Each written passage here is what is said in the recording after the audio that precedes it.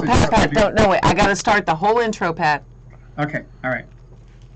So we're starting from scratch again? Yes, hello and welcome to our online YouTube audience.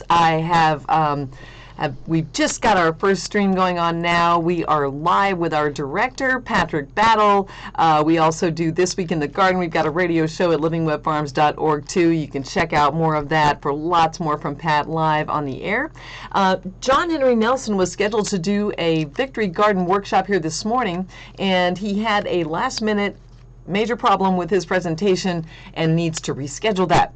So, but we are talking with Pat, who is a wonderful, deep, vast resource on this topic, and we were just getting into what we're going to be talking about with Victory Gardens, the history, and what we can do to adapt that concept now for maximum resilience. We also have a brand new channel that is featuring short form content in association with the Organic Growers School. Pat has been contributing lots of great videos there, and we're also going to be hearing from other wonderful luminaries of gardening, organic farming, and resilience in our region on that channel. So check it out. It is featured at the top of our Living Web Farms channel.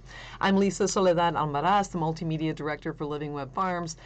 Taylor here is my media team person, and we shoot and produce all the media and videos on Living Web. So everything you get to see on the channel, thank you so much for your wonderful interest and participation. So Pat, here we are, Victory Gardens. We're going to still have the workshop later, but let's talk about what they really are, what that means, and what it means for us now.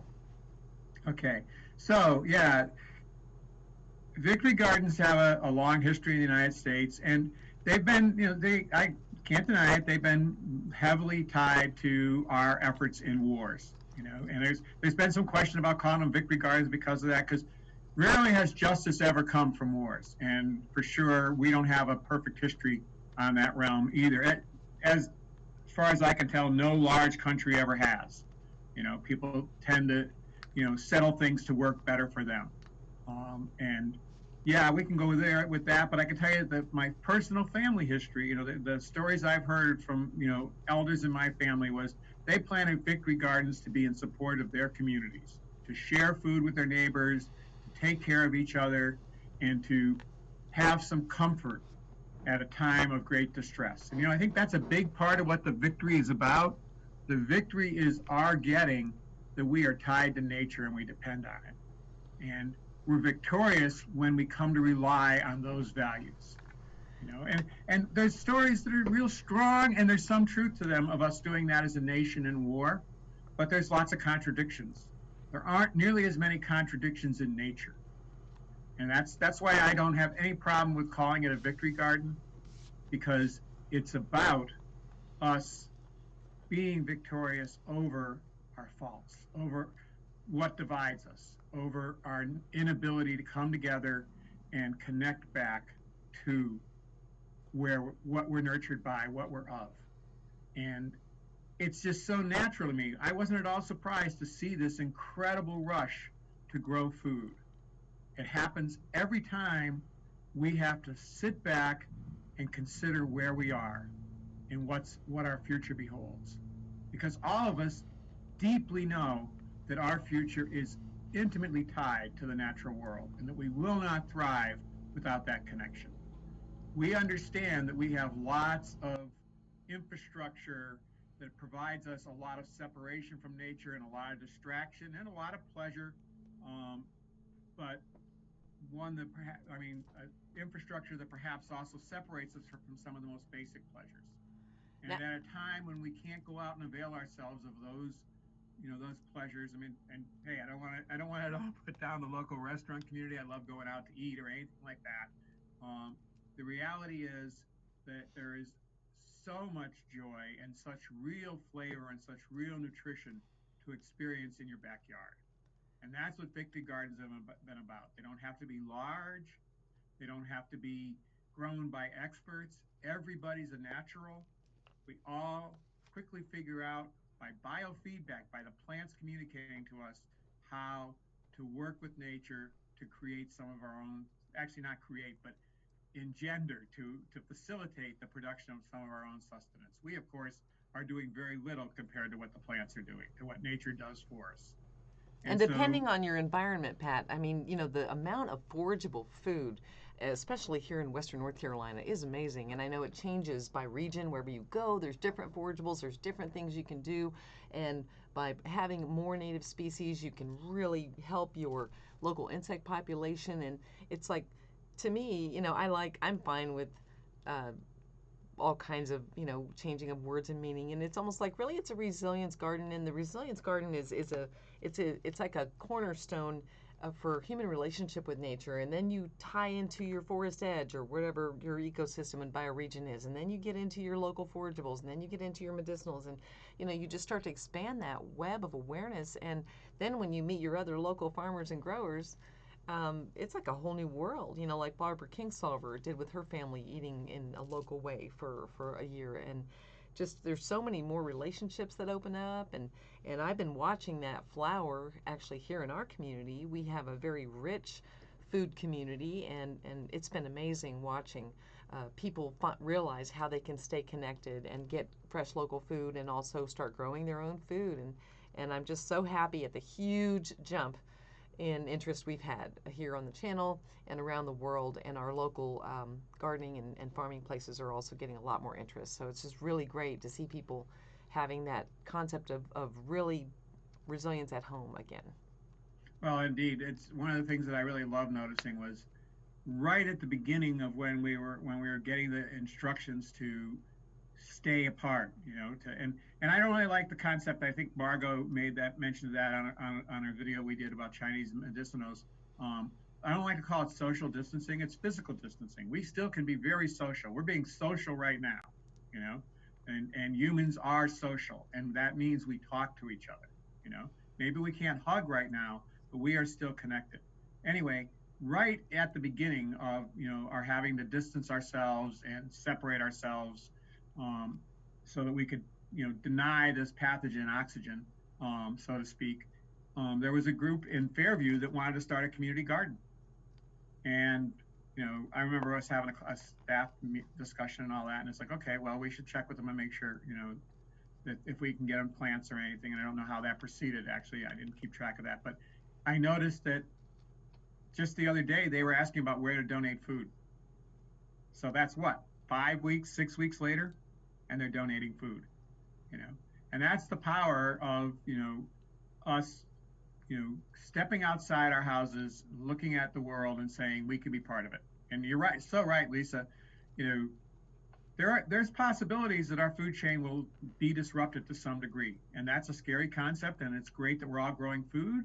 It's great that we think about that. It's great if we think about supporting farmers so that doesn't happen, and making sure that we let our leaders know that we want to ensure that our food system is kept resilient and made more resilient.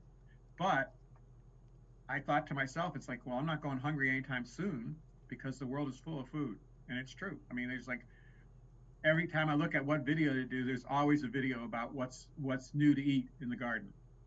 And yesterday, as I walked back from checking our spelt crop on our North Farm, I walked by my favorite patch of smilax or catbrier and got to just grab handfuls of those luscious young tips that are so nutritious the deer are thriving on right now. So yeah, there's loads of food out there, and we'll keep covering that on the Resilience Daily channel. The whole point of that channel is to get you snippets of information that inspire you to keep connecting yourself. That channel is about inspiration. It's about giving you tools so you feel empowered to keep being taught by nature, because that is our number one source of information. And that's what I love so much about the Victory Garden movement. And I don't want to take energy from that movement by discussing what to call it. Resilience garden, victory garden, it doesn't matter. It's about Yeah, it people doesn't matter. getting outside of their houses and letting the world teach them, you know. And that is the most powerful thing that we can do as we look at how do we bring sanity to our lives. Nature is not, disrupted. I mean, it's disrupted by us, but it tends to the wisdom of its own organization, which is to enhance life in every way possible. Usually that's through diversity. That's usually the way that most life is happening at once. Once in a while, you have stable forests that aren't very diverse, but by and large, nature is really diverse. And we can experience that ourselves and be empowered to get connected to it and to make sure that we can take care of ourselves and our neighbors. I've been And that's very inspired by my animal communities, my bird communities. I rescued all the baby praying mantises, finally hatched out, got those taken care of. Then the birds have been just flying in, swooping in. I've got some high quality bird food and hummingbird, my first hummingbird last week, and the first bat in the garden.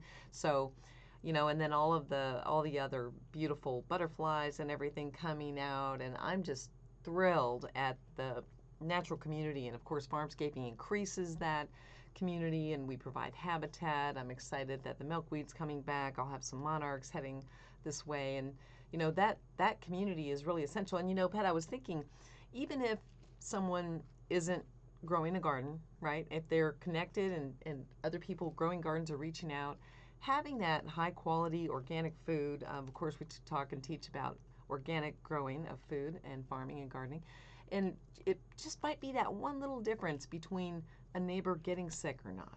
Maybe there's an elderly neighbor who can't really grow their garden as well anymore, or maybe they're, don't have one. And of course, we get covered up in certain things at certain times of the year. And just to be able to share and to connect with people, not only socially is a balm for wellness, but also just having that fresh food, just sharing it more and more around neighborhoods and communities is just that little step to being healthy and well for many I couldn't people. agree more. There's tons of science, I think, that documents that.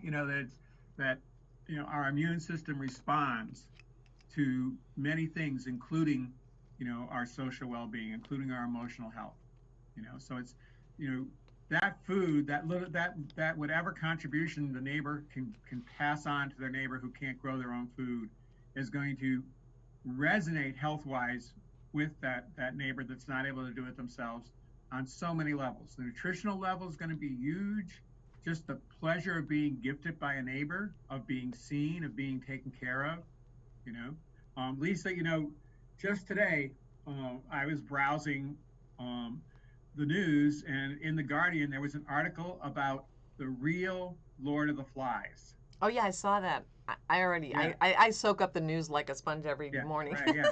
Yeah, they were So talking about what really basically, happens when you put six boys alone on an island for a while, six right? boys who were raised in a system of faith. Let's give it credit where credit's due. I was raised in a Catholic school education, pretty strict. I'm not going to say I don't have my problems with it, but I will give that values were inculcated. People did get certain values, which it's not you don't just need a Catholic school to get those, but you do somehow as a society need to pass on values that include respect for each other, values that include the fact that everybody deserves sustenance, that everybody needs to take care of each other, and those were the values that those boys landed on that island with, and that island sounds pretty scary. They barely had water for months, and yet 15 months later, when they were rescued, they were in great health. They even had you know, set the bone of a broken leg, of one of the boys that had fallen, and it was a perfect set. It all worked, and they basically had it figured out. When there wasn't enough rain, they each got a sip in the morning, they got a sip of water at night.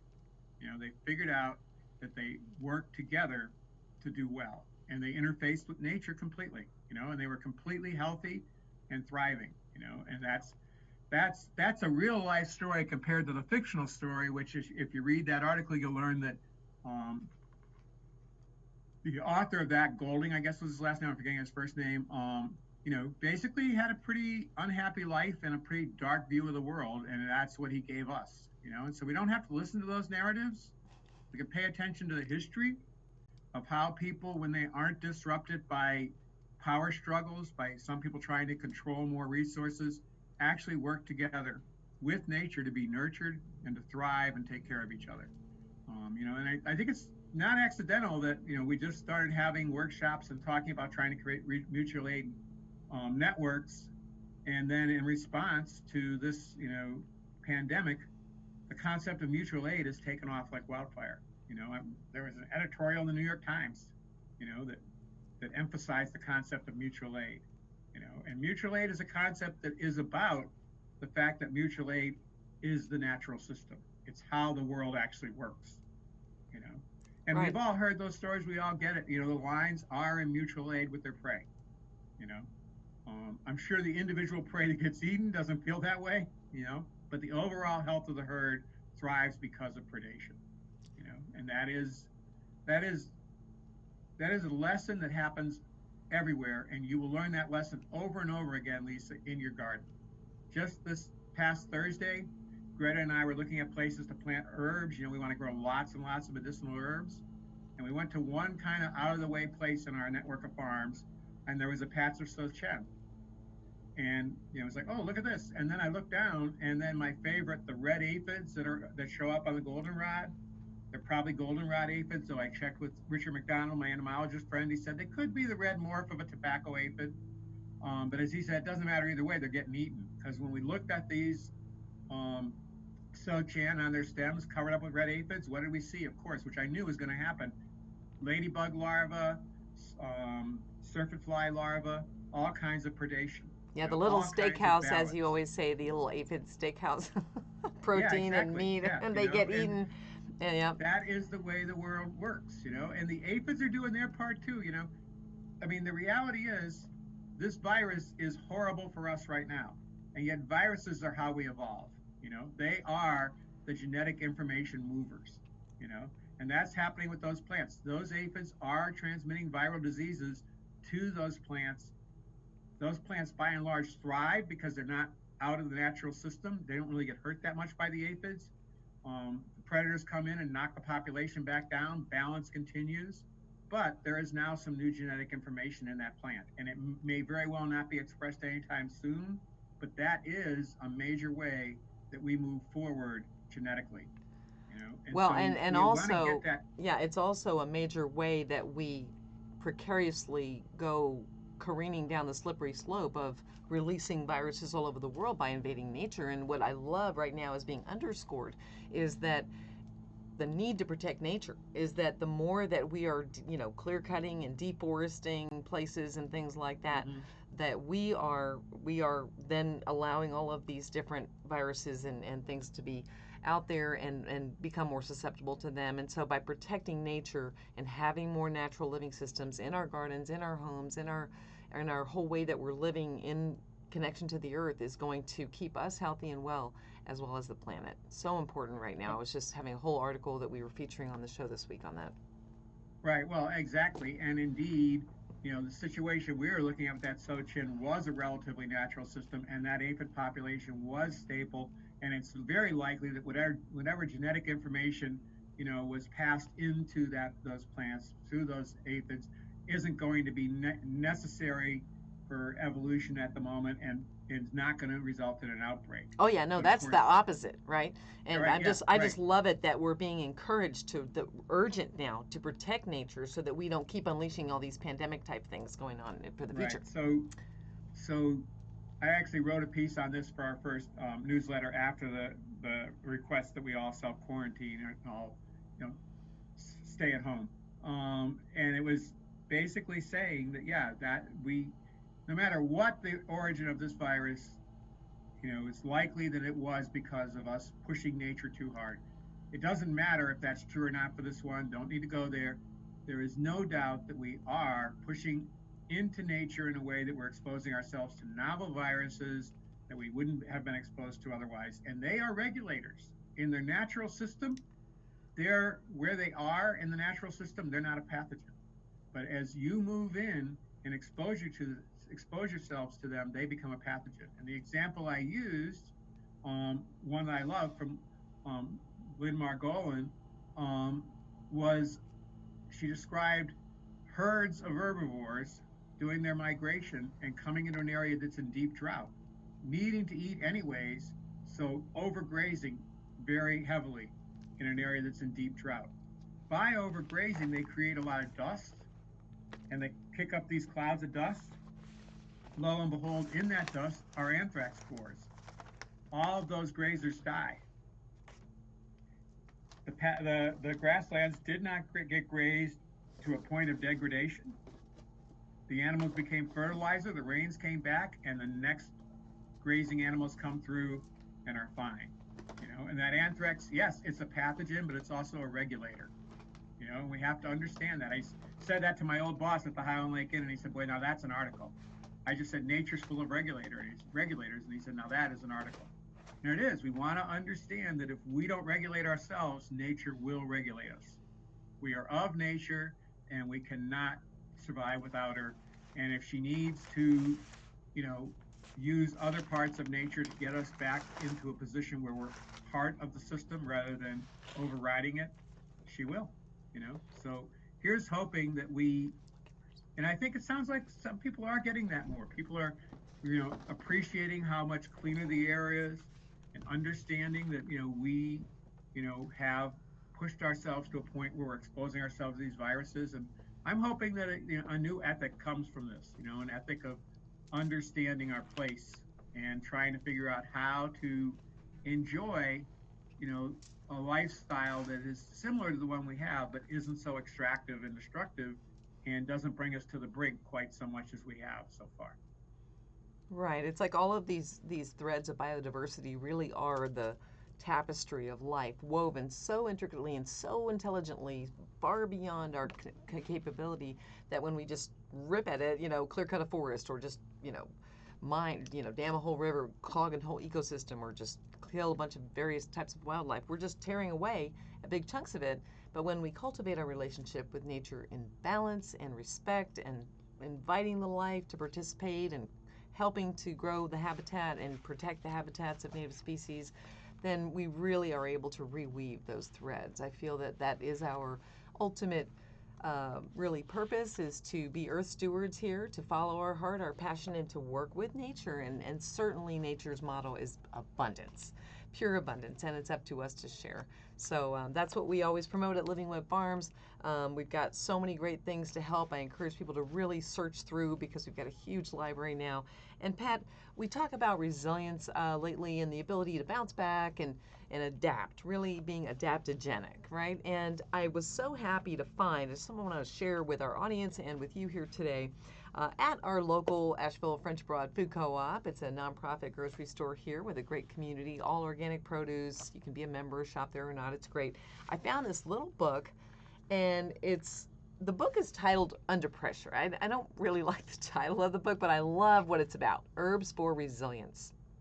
And we were just talking about herbs for resilience with Joe Hollis of Mountain Farm and Gardens and Mountain Herbs. He's a great Chinese medicinal herbal expert and wonderful, wonderful, really luminary in our region for knowing of his Chinese herbs and giving us. We're going to have a fantastic whole video on that just about to be published. That's already with Margot Rossi as well, who is also a Chinese medicine wellness expert and an acupuncturist. But this little book, Herbs for Resilience, is really great. It's very short. It's a homemade book. You can tell it's just a little booklet, that's put together here.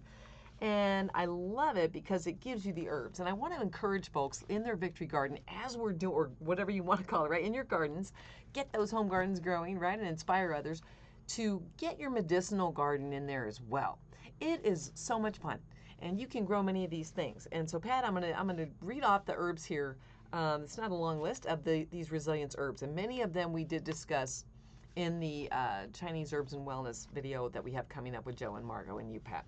So we start out with ashwagandha, holy basil, reishi, which is of course a mushroom, blue vervain, hawthorn, again heart medicine, garden sage, motherwort, milky oats, European wood betony, lavender, St. John's wort, and rose.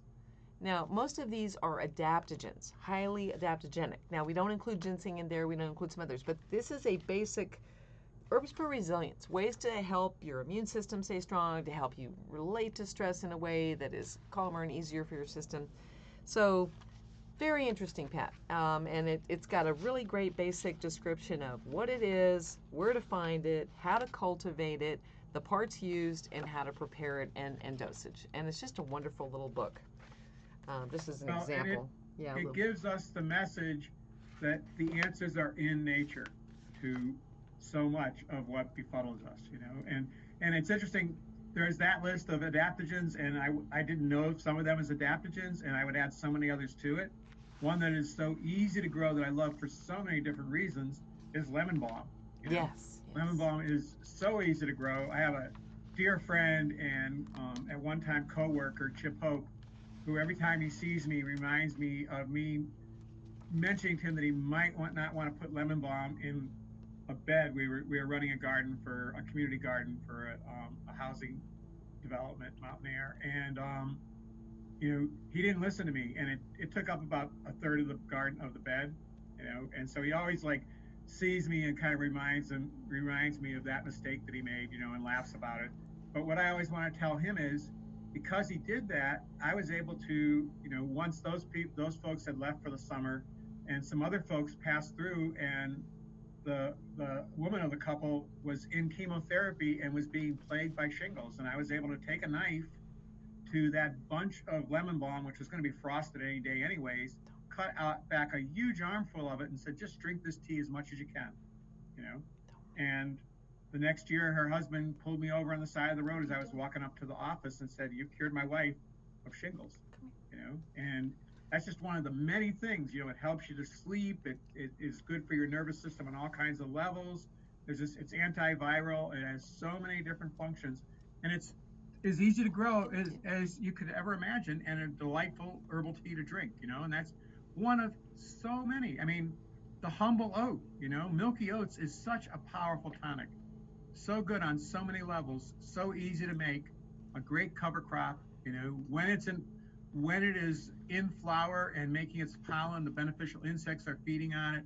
There are so many of these that we don't see as medicine, as gifts. We see them as just like, a plant to another step. You might have your lemon balm out there because you want a tea garden. You might have your oats out there because you're trying to build your soil. Or maybe you grow oats to feed your animals, and yet those oats do so many other things for you. And that's what I love. When you start investigating plants, you all of a sudden quickly learn that there is so much more to each and every one of them, you know. And there are so many then out in nature. Of course, Rishi, we have grown quite a patch of, and I'm going to mangle this because any word like this that I've read, I don't know how to pronounce perfectly, but Ganoderma Lucidum is how I think you say it. I think that's correct. Reishi that grows on oak. We've grown a wonderful patch of that. But it's kind of a mystery. It then stopped producing, and we'll have to make more. And I know people that just go out and forage it. It's in the woods. You can find just it. this You can get week, to a know friend it. of mine he took a picture of himself. He was getting it. It was on a tree, just a whole row, and he was just popping them off, and he brought home a whole thing of reishi here. We're so blessed in the mountains to have all these medicinals. And I wanted to say, Pat, lemon balm is also recommended for radiation detox.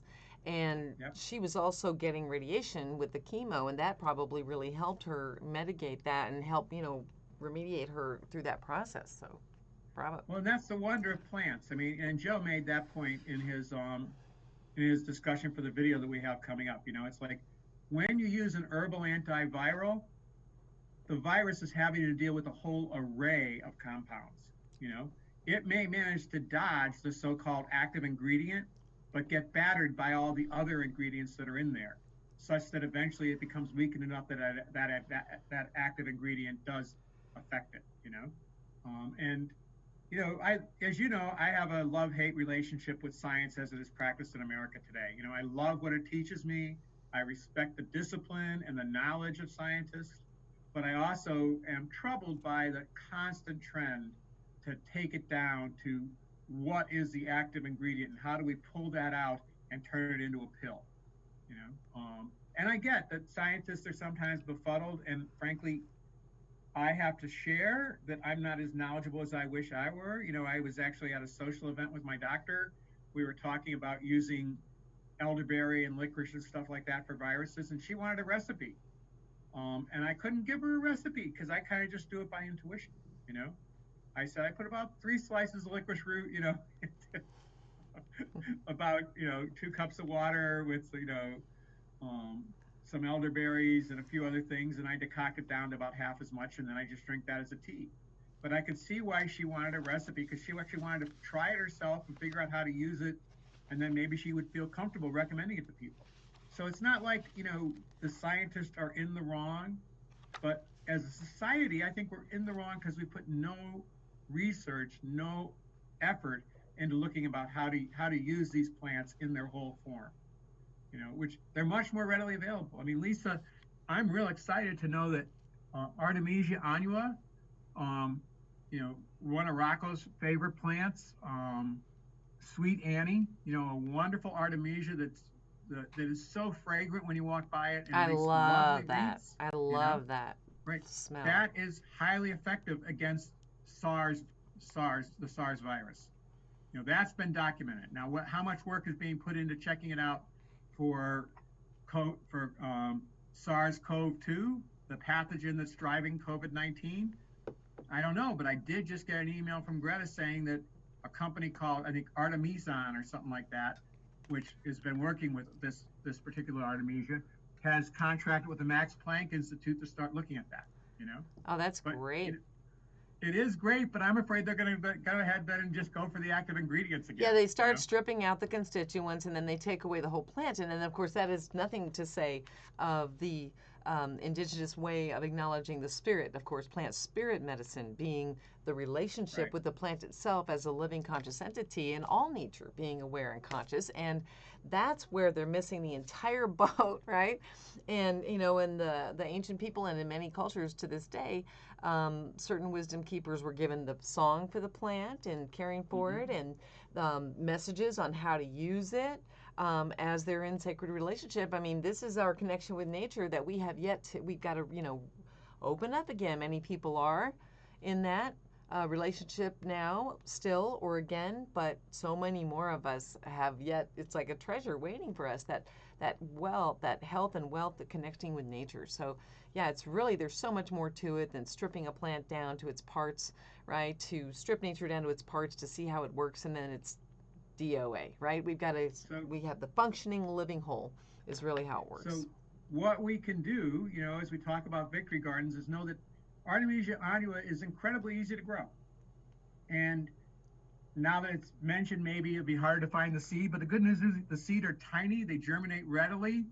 If anybody has some, they can give plants to other people so easily. We could share that around so readily. It is a And we can heavy learn as a reseeder. community how to use it Yeah. for if we do have a next and maybe fearfully a worse round of this virus in the fall. Yeah, Or it if it is a doesn't even let heavy up in the reseeder. summer. Now you're making me want to get some more. But boy, if you have that somewhere and you let the seed fall, you will have it Yes. everywhere the next year. And then Yeah, you they're walk through everywhere. the garden or you accidentally mow some and your whole yard smells like heaven. It's just really, I love that. Now It I is a want to get more. magical plant, yes. Yeah. And another one, Lisa, and we just did on Instagram, and I encourage people to go to our Instagram channel too. Um, there's a video that then leads us back to the Resilience Daily video about how to start ginger. I mean, I have been growing ginger for about 10 years. I never managed to find the seed ginger. I always buy the organic ginger at the food co-op. I look for the healthiest ones, especially if they have a little bit of growth showing on those growth points. I put them in soil. Joe Hollis taught us to pour some warm water over it a little bit, and I let it kind of help break the dormancy, and then put them in a warm, moist place. And it won't be but a few weeks to a month or two, not even a month, 6 weeks at the most, before you'll have shoots coming up that you can then separate with roots, plant out, and grow your own ginger. And ginger is also antiviral and is specific to SARS. Yes. So that's something that we can consume all the time. We can grow tons of it ourselves. And Lovell has taught us that it's a dynamic accumulator. And it actually fixes nitrogen. So we're actually experimenting with planting ginger, interplanting it with our tomatoes, because ginger wants a little bit of shade and it can go down deep and pull up those nutrients for the tomatoes. Wow. So those are things we could all be doing in our backyard gardens. They're simple to do. Anybody can do them. It's not a great skill to get some ginger rooted. You just want to get the healthiest ones you can in the store, and maybe grow it in a pot for a little while to make sure it doesn't have a disease. It'd be nice to be able to get good seed ginger, but it's rare and hard to find. So just go to the store and get it growing, and know that if you are using ginger, fresh ginger, you are actually giving the SARS-CoV-2 pathogen a hard time. It doesn't like it. Right, right. And it's so fun when you're a passionate gardener. And we've got people on our YouTube channel saying, yeah, they did that. They had successful plants, but it was too wet for them. So maybe not want to have those wet feet too often there. But if you really are a passionate gardener, you can find it like garden supplies at the produce section.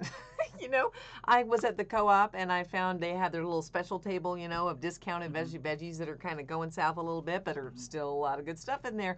And I found a whole bag of organic turmeric rhizomes. And I'm ready to plant those turmeric. It's a type of beautiful flowering plant, and turmeric and ginger, we can grow that. And turmeric is highly anti-inflammatory. I did my capstone nutrition project in college on that for wellness and in advanced anatomy and physiology. And that turmeric, it's anti 5 different ways. It actually dissolves the amyloid plaques that form in our brain.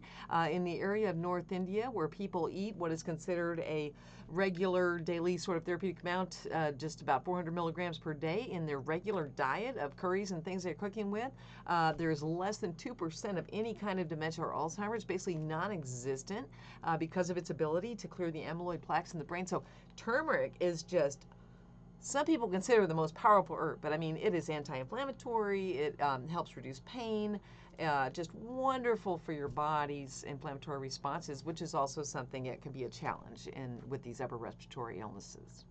So yeah, and I love we got the feedback. Yes, as you're doing your Victory Garden, you're gonna get the biofeedback from nature, and you're gonna see some plants don't want to be where you put them, you know. But then that just gives you the information to look for another place. And if you're in a place like we are, Lisa, when we did our herb class a few years ago, one of the attendees said, "Where's the mature herb garden?" I said, "It all turned black about 6 weeks ago, because it was 2018, and we were in the wettest year on record, And so what did I do for the class? I hauled as much sand and gravel as I can get into that bed to change that bed to a better draining bed. Yeah. And sometimes that's what we need to do, and the herbs are doing better now. I'm not losing quite so many. Pat, we don't have the perfect climate for Mediterranean herbs, Yeah. Oh, I love growing like a smudge garden, like with sage. I just got a few little white sage plants from Amy Hamilton of Appalachian Seeds, and I was so thrilled. She's got such amazing plants. She has been out to Big Sur a lot in the last few years, and she actually got the Artemisia from Big Sur. Very fragrant, lovely sage, sort of a smudge plant. It smells wonderful. So I got one of those. I can't wait. But I learned a lot at our orcharding workshops. Of course, I attend every workshop Living Wet Farms has behind the camera. But that was such an enlightening moment for me, both with Michael Phillips, the apple grower, and also with Andrew Goodhart Brown, and also actually a little bit with Bob. Bob, the Anderson. Other orchard guy. Yeah. Anderson, talking about air shed. It's not just the amount of sun, but you've got to have your air flowing for some of these drier herbs, right? And I have one spot here in my garden where I could grow white sage and those Mediterranean herbs, and it's got air all around and a hill going down, and you just want that flow. And to think about that when you've got your plants not only in a place in your garden where it might be too wet or too dry or too sunny or too shady, but also how your air is flowing around there to prevent those molds during those wet, rainy times. And of course, a big issue with tomatoes, right, to keep that air flowing. It's a huge issue with tomatoes, definitely. And it's an issue with the herbs. And indeed, Lisa, originally, before we put the school where we have most of our classes, I had started to develop terrace beds on there. And that was one of the reasons. So we had that airflow for our herbs. But then we needed the school building. What else is new? We're humans, right? And so we lost one of the few places on this property here, what I affectionately call Mr. Ed, because it's the Mills River Educational Farm. We lost one of the few places where we could get some air drainage, because we're essentially a bowl, and everything drops down to us. And that is why we have that challenge. And some people are just going to have that challenge, And so we just did the workshop with Plant Savers and Bob Itis and the whole golden seal community. And I mentioned that my golden seal has never really thrived. And Bob said, "Pat, I've been to your place and it's really flat. You should do a raised bed." And so sometimes, I think some people get kind of tyrannized by raised beds. They think they have to have them, and they think they have to have a structure they don't know how to make or whatever. And I say, let it go. You can raise it just by shoveling the soil from the pathway and renew it. It doesn't have to be that raised. But once in a while, for certain projects, maybe you do want to go ahead and really put a little bit of infrastructure in there and really raise that bed up to get more airflow. Now, Pat, I just want to tell our YouTube audience who does not know this yet, we are so thrilled. We had a Golden Seal Summit with Robert Itis of the North Carolina Ginseng and Golden Seal Company. You can check that out at ncgoldenseal.com. And we talked with Robert and a whole panel of fantastic experts on the topic about forest farming, about saving this amazing medicinal plant.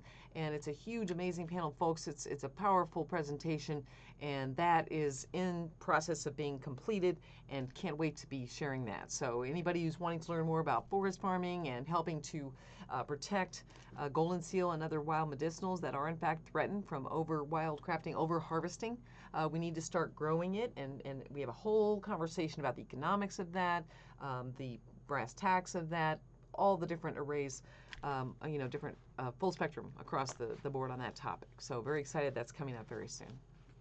Indeed. And, it taught me again, in that class, because some people mentioned that golden seal's endangered because of the demand and the wild harvesting of it. And unfortunately, the flooding of the market with the wild harvest then makes it not cost effective for people to grow it and sell it.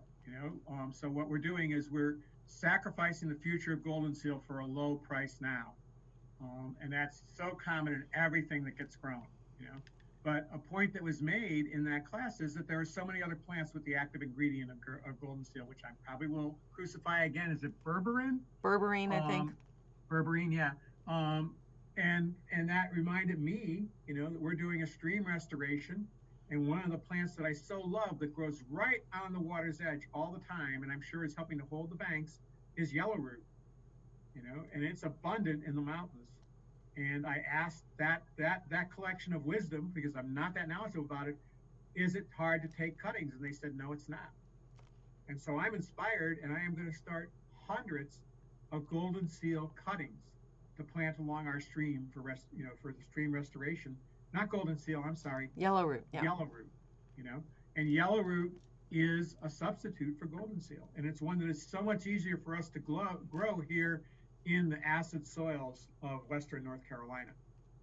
Golden seal takes, some more alkaline soils than we have, but yellow root thrives, and it can be used in ways that are analogous, but I can't get that analogous to golden seal. And we want to look at that all the time. It's like Joe teaching us about jagulan. Another plant that's so endangered in the mountains, so magical, is ginseng. And it is also over harvested. It's very expensive, and it's not that easy to grow. It takes a long time. You got to have the right conditions, and the deer want to eat it, and all kinds of things like that. Jagulan is a cucurbit and incredibly easy to grow, and yet has so many of the same qualities. It has even more ginsenosides than ginseng by weight, and it's a vining, beautiful little green. You can pluck off a little, have a tea. And Pat, I'm so happy to say, I finally got 2 jagulan plants again. Right. Yeah. And I bought them from Robert. I bought them from Robert Itis, and we did our social distancing a little bit, and they actually was having some people at the plant sale last week. Of course, the Asheville Herb Festival canceled, but several growers showed up: Amy Hamilton, Robert Itis, Peter Waskowitz of Watershed Forest Farm, and a few other folks, and it was great. So I got to go support my local growers, and I did get some jagulan. And Robert, he, just to give you an idea about ginseng and how long it takes, right? He sold a plant there. He had been growing it for 17 years. Right. And the guy walked away with, oh yeah, that was 17 years of that plant. Right. But you can grow that jagulan in one season and have plenty of ginsenosides. You can root cuttings in a matter of weeks and pass it on to people, and it's been coming back in our front yard up in Silo for years now. Wow, and yet, really? I tend to naturally have low blood pressure. I had to be careful not to drink too much of it because my blood pressure was getting so low. It lowers blood pressure. It helps to balance the sugar. It's an adaptogen. So easy to grow, and can help to take the pressure off of these woodland medicinals. And that's what we want to learn, is that, the properties of plants are very special, but they're not exclusive. There are many plants that offer us the same solutions. And it is such a joy to learn them you know that I'm a huge fan of the work of Stephen Harrod Booner. I really highly recommend his herbal antibiotics and his herbal antivirals.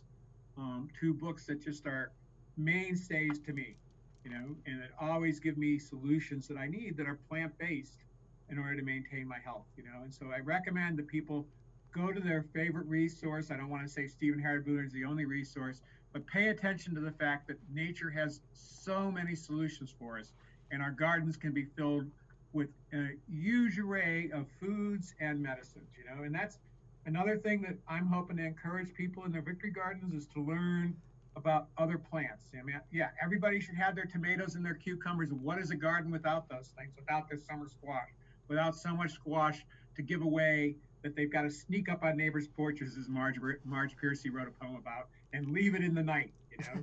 Yes, there's the glory of all those, but there's also things like Malabar spinach, Egyptian spinach, um, longevity spinach, Okinawa spinach, four plants that are not at all spinach, but provide abundant greens that are so health giving. You know, there are the weeds we just did, and you'll be able to find it on our Resilience Daily channel yesterday, a description of Galansoga and purslane, two common weeds in your garden that you can avail yourself of all summer long, that are giving you the deep nutrition of greens. You know, greens are so healthy for us. Our cell walls depend on vitamin A to be strong. When our cell walls are strong, they're more able to resist viruses, and we can grow all this array of greens all summer long and make sure that our diets are full of them. And a lot of them are ones that people don't know, but we're going to strive to feature them on the Resilience Daily channel. We already did, Lisa, and I think that video has been up for a while, right? When we did the greens at the French Broad Food Co-op, that cooking class. Do you remember that one? Yes, yes. There's so many great greens. Pat's a big advocate of more greens, and it's really great. Personally, and of course, fantastic for reducing triglycerides. It's a succulent, so you're also getting lots of juicy water, plant waters in there, and plant salts, so very good for you. And yes, I just want to respond to someone on our channel. They're saying they would like to try their hand at growing black cohosh.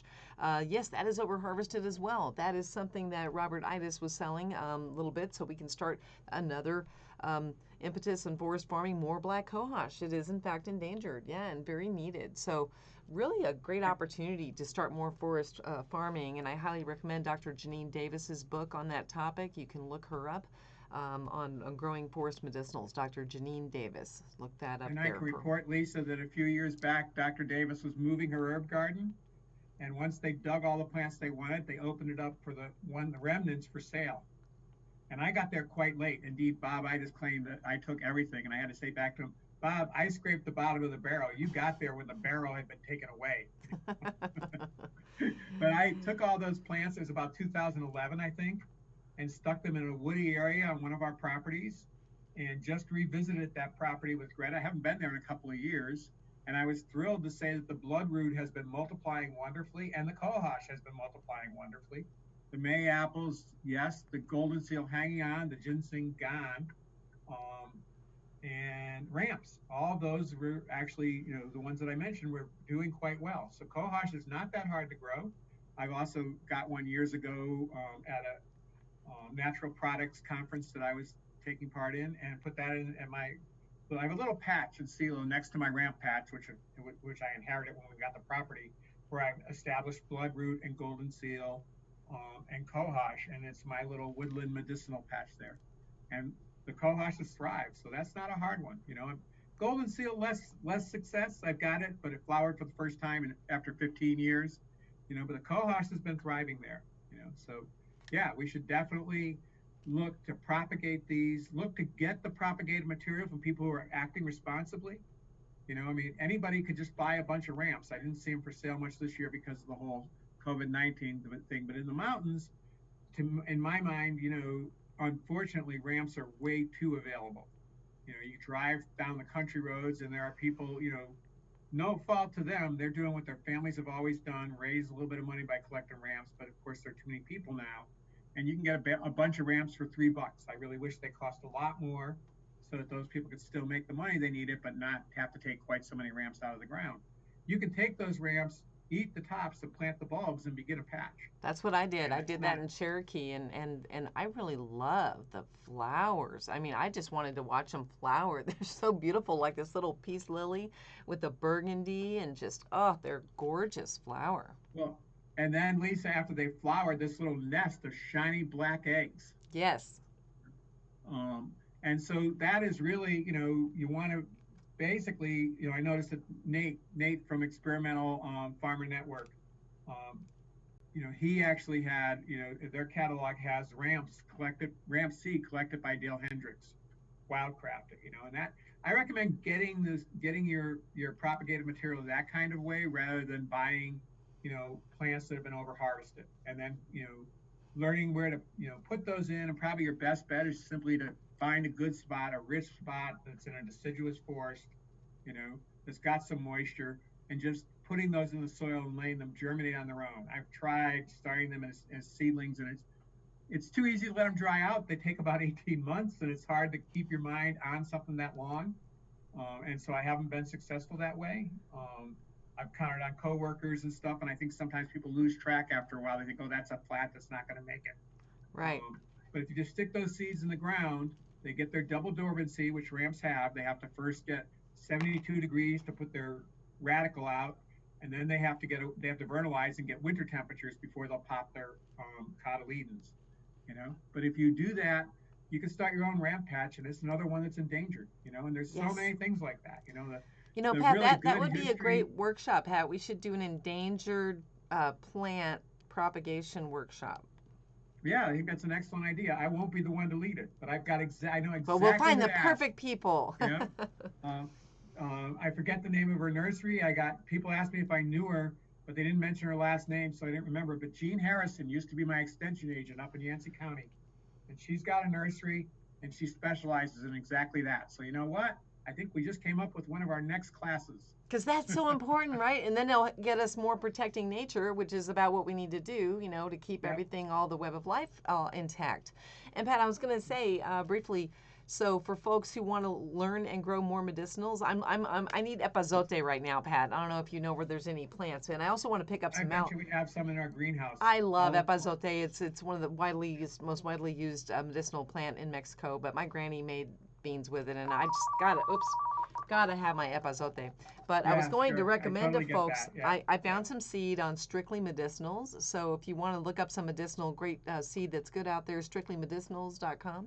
Also rareseeds.com. That is Baker Creek Heirloom Seed Company, a wonderful one. And of course Fedco has lots of great seeds too. But I was going to say it's really good to get some sustainably harvested things that you can and start growing more medicinals. I tried to get as many as I could out of this little Herbs for Resilience book growing. So far I have quite a few of these. I was able to find some wood betony plants at the herb sale there, quite a few medicinals, and ashwagandha and holy basil, of course, I always grow, and want to add to those lists. So Pat, I want to try to wrap it up soon. I don't know if anyone has any more questions, but let's see. Please spell the ginseng replacement. It's a Jiaogulan. It's I believe Jiaogulan. If I'm not mistaken, Jiaogulan. Yeah, that's finally those spelling bees come in handy. Me being a spelling freak. Mountain Gardens will probably sell you those plants. So Joe Hollis he's actually got two versions. He's got a sweet and a bitter one, which is pretty fascinating. Yeah. I noticed with the one that I had that if I steeped it for half an hour or so, it had a sweetness that was plant-like, not as strong as stevia, but none of the stevia aftertaste, Right. And so I actually took to making my Jiaogulan as a source of sweetness for my tea, Yes. Anyways, Lisa, just quickly, I wanted to mention as far as medicinal herbs, restoration seeds is another one, and then of course the Experimental Farm Network. Yes, that was the other one I was going to mention, Pat. I'm so glad we finish each other's thoughts on a regular basis. Pat and I do a radio show on livingwebfarms.org. Check it out. It's under multimedia. It's also on the homepage. And we constantly have synchronicities, and that's what I was going to say. If you really want to get some interesting plants that are rooted in ancient indigenous culture and are naturally selected for disease and really rare, interesting things, check out Experimental Farm Network. Experimental Farm Network. Look that up. I think it might be .org, but Experimental Farm Network, Nathan Kleinman. We did have a workshop with him. You can check our channel, search for it there, and you'll catch all the links as well as the inside story on many things he's growing. One of the things I grew in the last few years is quilquina. I have some plants started. It's from Bolivia, and it's sort of used like a cilantro, but that thing was the most majestic and stately plant. Wonderful medicinal, I'm sure, as well, because it turns almost a blue color and really grew all the way into late November. I was amazed. But yeah, there's so many cool plants there at the Experimental Farm Network, so have fun with those seeds. I think that's the most fun part for me, is starting new interesting plants and cultivating them.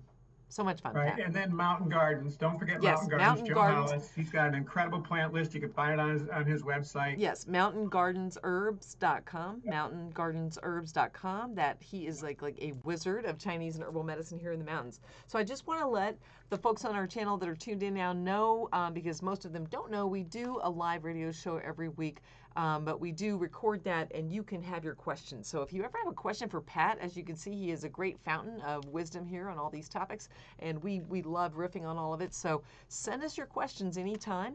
You can forward them to Pat at livingwebfarms.org, and he'll forward them along to me, and we will be able to answer them on the air. You can either join us live through a Zoom meeting that we do for the show, or you can just email your question and have him and us address it there on the show.